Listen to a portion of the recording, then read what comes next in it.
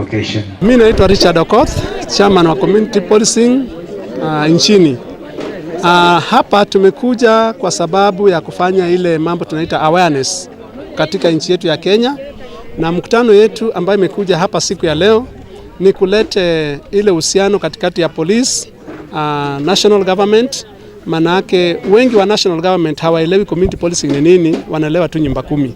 Na wengine wanachukua ya kwamba community policing ni parallel government. We are here to tell them that community policing iko katika constitution, na community policing iko katika National Police Service Act, na kazi ambayo tunafanya, we are trained by the National Police Service, na tulianza kutrainiwa from 2005 mpaka leo, na ya mwisho tulifanya pale KICC on 29th.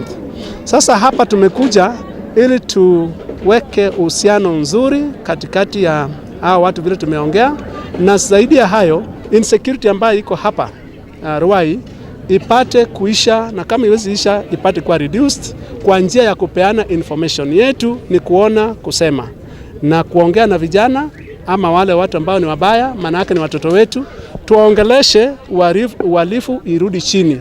Pia tuongee na police in case of brutality ipate kuisha.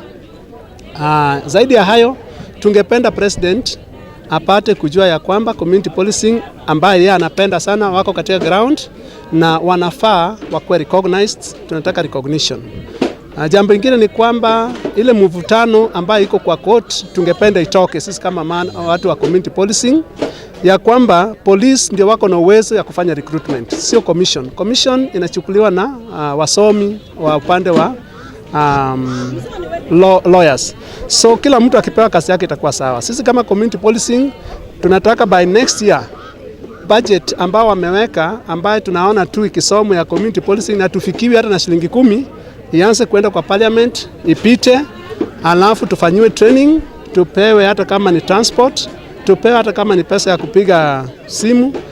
As we move ahead, tutakuwa tumeshukuru, na tunajua president is there, na Mr. Molo is trying to do so good, na PS Murkomen hata wako na changes ya police. Tunataka hiyo changes isiende kwa watu wa bunduki peke yake.